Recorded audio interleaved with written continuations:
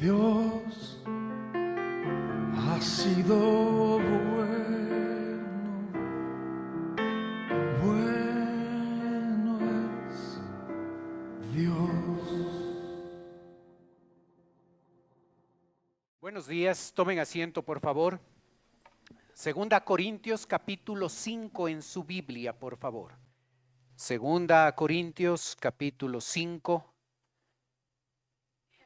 verso 11. Segunda Corintios 5, 11.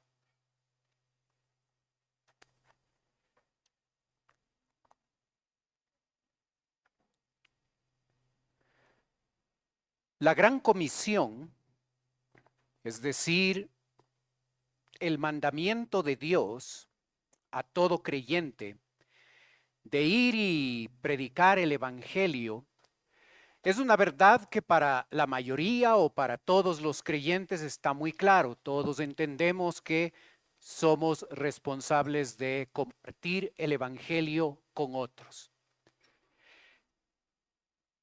¿Por qué no lo hacemos? ¿O por qué no lo hacemos con todo, no lo hacemos mucho mejor?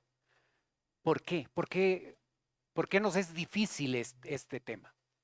Y 2 Corintios capítulo 5 va a listarnos 6 razones de por qué el creyente que sabe y que entiende su responsabilidad de compartir el evangelio con otros, ¿qué es lo que nos hace falta a nosotros para realmente ser más consistentes, más constantes en nuestro cumplimiento de compartir el evangelio con otros?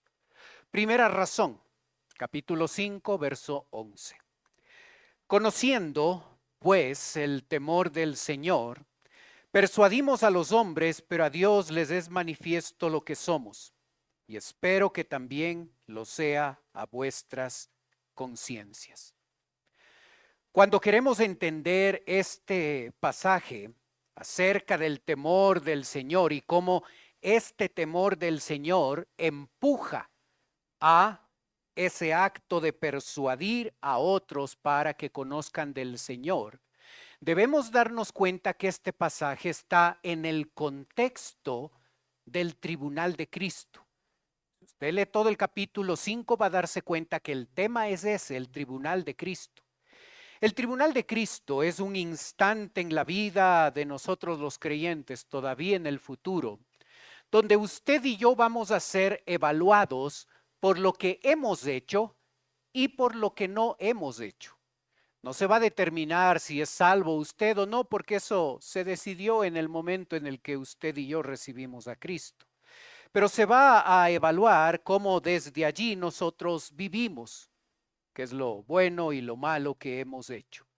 Y una de las cosas que ese escenario, ese concepto del tribunal de Cristo debe hacer en nuestra vida, sabiendo que vamos a ser evaluados, debe ayudarnos a fomentar el temor del Señor. Si somos conscientes de que un tribunal donde usted y yo vamos a ser evaluados está en nuestro futuro, algo que hay que desarrollar es el temor a Dios. Cuando se desarrolla ese temor a Dios, automáticamente esa acción de persuadir a los hombres para que se entreguen a Cristo será parte de lo que nosotros hagamos. ¿Por qué no predicamos la palabra de Dios de manera consistente? Porque necesitamos crecer en nuestro temor al Señor.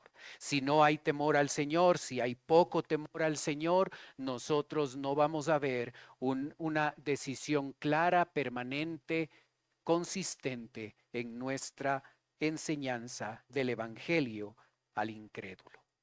Segunda razón, versos 12 y 13. No nos recomendamos, pues, otra vez a vosotros, si no os damos ocasión de gloriarnos por nosotros, para que tengáis con qué responder a los que se glorían en las apariencias y no en el corazón, porque si estamos locos es para Dios y si somos cuerdos es para vosotros. ¿Por qué la mención de recomendarse? Debemos recordar que 2 Corintios es escrito por el apóstol Pablo en un escenario donde él como pastor ha tenido una incidencia clarísima en la vida y en el ministerio de los creyentes de Corinto. Y como él no está allí, los infiltrados, los falsos profetas, se han metido a esa iglesia y han cuestionado el apostolado de Pablo. Así es que cuando él llega a sus hijos espirituales, él se topa con el concepto de que sus hijos espirituales dudan de las credenciales de apóstol que el apóstol Pablo tenía. Así es que lo que Pablo hace es escribir 2 Corintios para dejarles en claro a ellos que él es apóstol y que si alguien va a saber que él es apóstol, deberían ser ellos que han experimentado los resultados positivos del ministerio que el apóstol Pablo tenía. En ese escenario hay un grupo de falsos maestros que se glorían, es decir, que se sienten orgullosos por las apariencias. ¿Sí? Mientras Pablo les dice que los asistentes, los creyentes, deben sentirse orgullosos por lo que ellos han experimentado en su vida espiritual cuando llegaron a Cristo. El orgullo es una característica pecaminosa casi en todos los pasajes de la Biblia, excepto en unos pocos. Y aquí tenemos uno. Sino daros ocasión de gloriaros, de sentirse orgullosos por nosotros. Aquí este orgullo tiene que ver con lo espiritual, tiene que ver con la realidad de ellos, de que son creyentes, son salvos, tienen vida eterna y no como resultado de algo que han hecho, sino todo por la gracia de Dios. Deben sentirse orgullosos de la bendición de Dios en su vida. ¿Te sientes orgulloso de ser creyente?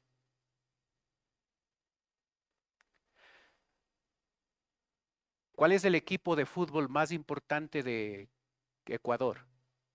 Y antes de que contestes y los de al lado te apedreen porque están en desacuerdo, cuando tú te sientes orgulloso, hablas, promocionas, tratas de convencer, no, es que este equipo de fútbol es el mejor, tú debes cambiarte de equipo, este sí vale la pena y hablas de eso, lo promocionas, te sientes orgulloso.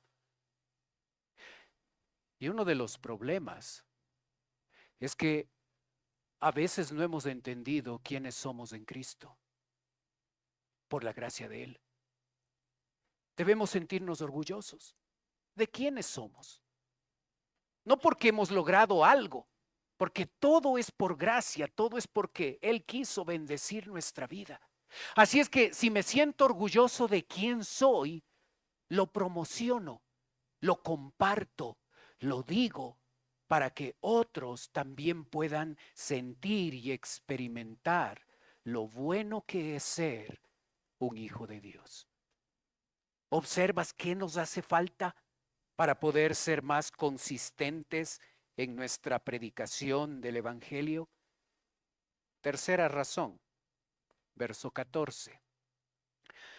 Porque el amor de Cristo nos constriñe, es decir, nos controla, pensando esto, que si uno murió por todos, luego todos murieron. ¿Qué te controla? Mi esposa, dicen algunos. Bueno, puede ser. ¿Qué te controla? Algo que debe controlarnos es el amor de Cristo. Tú y yo en nuestra vida podemos ser impulsados por varias cosas. Y no necesariamente todas son negativas o pecaminosas. Pero una razón principal que debería empujarnos a nosotros a levantarnos y a invertir la vida como la invertimos, y el dinero y las fuerzas y los objetivos y todo eso, algo que debería empujarnos es el amor de Dios. Él nos ha amado y no lo merecemos. Él nos ha dado vida eterna y no lo merecemos. ¿Cómo no podemos compartir el evangelio con otros que tampoco merecen ser amados, pero si llegan a Cristo, su vida va a ser totalmente diferente? El amor a Dios debe empujarnos a ser más consistentes en nuestra predicación de la palabra de Dios. Cuarta razón, verso 15. Y por todos murió, para que los que viven ya no vivan para sí, sino para aquel que murió y resucitó por ellos. ¿Para qué murió Cristo? Según este versículo, para que los que viven eternamente, nosotros que tenemos vida eterna, ya no vivan para sí, sino para aquel que murió. Nuestros propósitos al llegar a Cristo deben haber cambiado. Los objetivos, los sueños, las metas que tenemos deben ser aquellos que Dios obra y Dios pone en nuestro corazón. Él nos ha creado con un propósito de su nombre glorificar. Él nos ha dejado aquí en esta tierra para que nosotros comuniquemos el evangelio a personas que necesitan escuchar de él. Si su propósito únicamente hubiera sido salvarnos, nos salvaba y nos llevaba al cielo. Nos salvó porque ese es uno de sus propósitos. Nos dejó aquí en la tierra para que nosotros podamos comunicar a otros que no tienen de Cristo, que en Cristo hay salvación y vida eterna. Nos dejó aquí para que vivamos no para sí, no para nuestras metas, objetivos y sueños, sino para aquel que murió y resucitó por ellos. Cada día, ¿cuál es el propósito que te levanta? ¿Cuál es el objetivo con el que quieres empezar a invertir tu día, tu mes, tu año? Debe ser, lo principal debe ser el hecho de que Cristo sea conocido por otros creyentes. Vivir una vida centrada en Dios. No vivir una vida centrada en nuestros propósitos, objetivos y metas personales, sino vivir una vida centrada en los propósitos de Dios. Número 5, verso 18. Y todo esto proviene de Dios, quien nos reconcilió consigo mismo por Cristo y nos dio el ministerio de la reconciliación. Quien nos reconcilió, es decir, antes de que seamos reconciliados con Dios, tú y yo éramos enemigos de Él. Nuestro destino eterno era un lago de fuego y azufre. Y en un momento, por la gracia de Dios, Él nos reconcilia con Él mismo a través de la cruz. Y cuando logra eso, nosotros ya no sabemos intelectualmente nada más, sino experimentalmente conocemos lo que significa pasar de ser enemigos de Dios a ser hijos de Él. ¿Quién mejor para recomendar a otros el hecho de que sean salvos? Tú y yo no lo sabemos solo intelectualmente. Tú y yo no sabemos intelectualmente nada más que el incrédulo necesita de Cristo. Tú y yo lo sabemos experimentalmente porque tú y yo antes no estábamos reconciliados con Él y un día por su amor y su gracia llegamos a dejar de ser enemigos de Él y nos convertimos en hijos. Nosotros consumimos su producto y su producto cambió nuestra vida. Y nosotros somos los mejores que podemos promocionar lo que significa ser salvo. Porque tú y yo lo sabemos y porque tú y yo lo hemos experimentado. Así es que por ese motivo y de manera estratégica, ¿a quién voy a poner para que se encargue de la reconciliación de los incrédulos? A aquellos que han experimentado la reconciliación. A ellos les voy a dar el privilegio de ser instrumentos para la reconciliación de un mundo que necesita de Cristo. ¿Cuál es el propósito de tu vida? Y sabes, algunos creyentes pueden pasarse toda la vida preguntándose eso.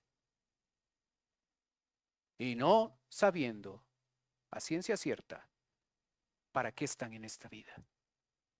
Aquí está la respuesta. Aquí está el objetivo de tu vida. Reconciliar a un mundo perdido con Cristo. Ahí está la meta. Ahí está el objetivo. Ahí está el propósito de vida. Así es que tenemos la bendición, tenemos el privilegio de formar parte de un ministerio, el mejor ministerio, ser instrumentos en las manos de Dios para comunicar a un mundo sin Cristo que en Él hay salvación, hay reconciliación, hay vida eterna. Nosotros debemos estar convencidos que este es el mejor propósito para nuestra vida. Y seremos consistentes con el cumplimiento de la gran comisión cuando lleguemos a esa conclusión.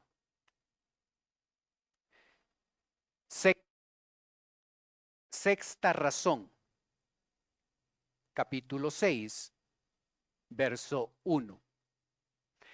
Antes de leerlo, ten cuidado de terminar capítulo 5, verso 21, que es el último versículo, y empezar capítulo 6, verso 1 y verso 2, y pensar que porque está en otro capítulo es otro tema.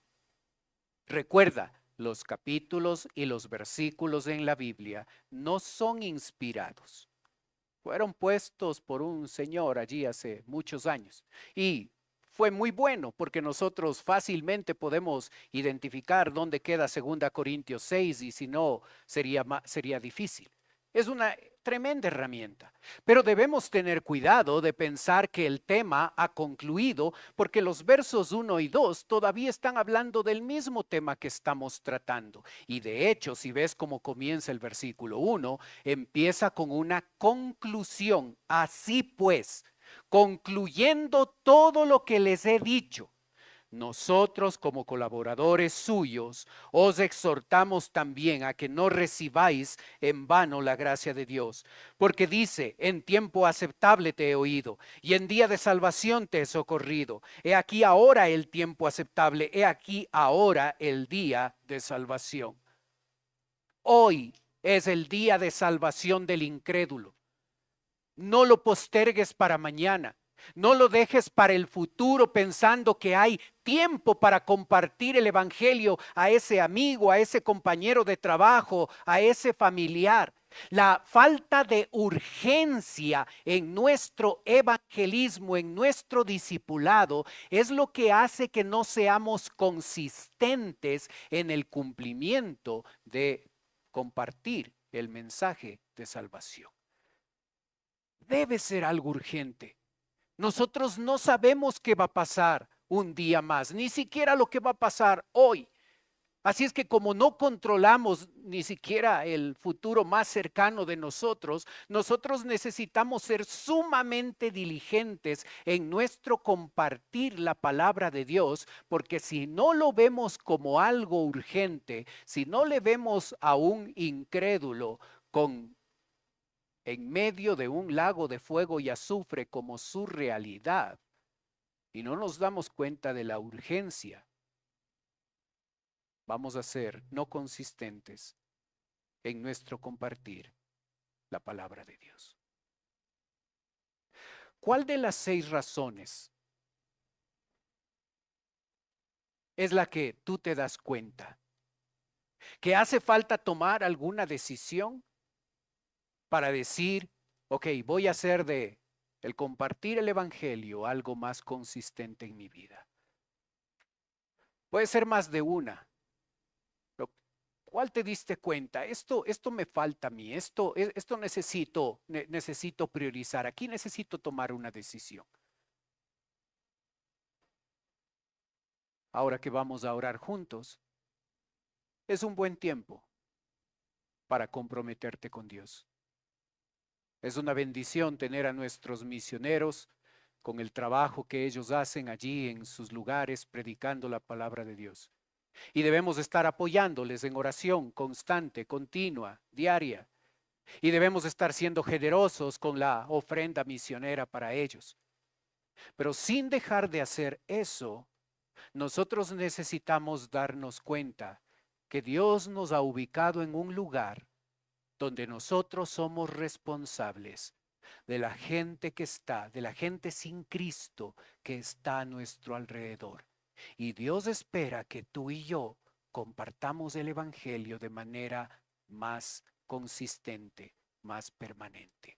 Que hagamos del evangelismo y del discipulado nuestro estilo de vida. Oremos.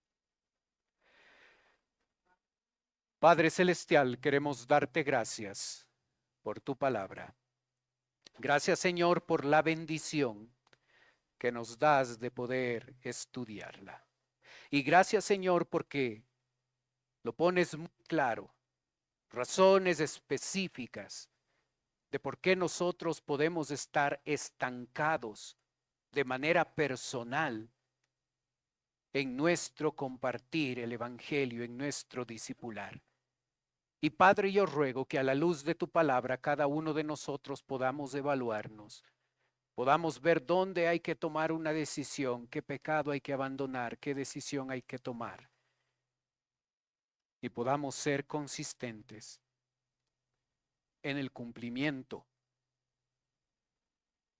del propósito por el cual tú nos salvaste.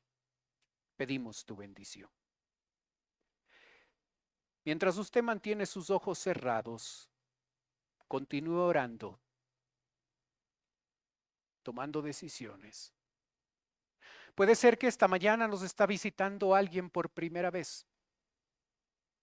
Si ese es su caso y usted quiere permitirme orar por usted, usted puede levantar un momentito su mano y con eso me está diciendo, pastor, vengo por primera vez, ore por mí. ¿Hay alguien así con nosotros?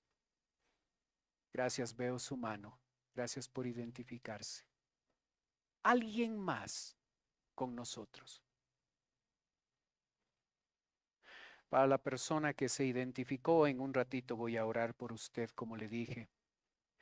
Quisiera ofrecerle algo más. Totalmente voluntario, por favor. Si usted quiere, usted puede pasar a la parte de abajo, a la parte de atrás de nuestra iglesia. Allí hay una dama de nuestra iglesia que quiere llevarle a un sitio privado y conversar un ratito con usted. Si usted, además de darnos la oportunidad de orar, quiere darnos la oportunidad de conversar un momento, pase a la parte de atrás. Los demás tienen sus ojos cerrados para que no le dé recelo de pasar, pero si quiere hacerlo, hágalo, por favor, con toda confianza. Padre Celestial, te damos gracias por la persona que nos visita. Tú conoces sus motivos de oración, Señor. Y yo te ruego que conforme a tu voluntad tú puedas contestar sus oraciones. Y te pido, Padre, en este momento, que ella va a estar escuchando de tu palabra. Que si todavía no te conoce como Salvador, que hoy sea el día de salvación. Te ruego, Padre, por nosotros, tus hijos. Ayúdanos a reorganizar nuestra vida y nuestras prioridades. Y poner tu prioridad, tu propósito en primer lugar, que es el centro de nuestra vida.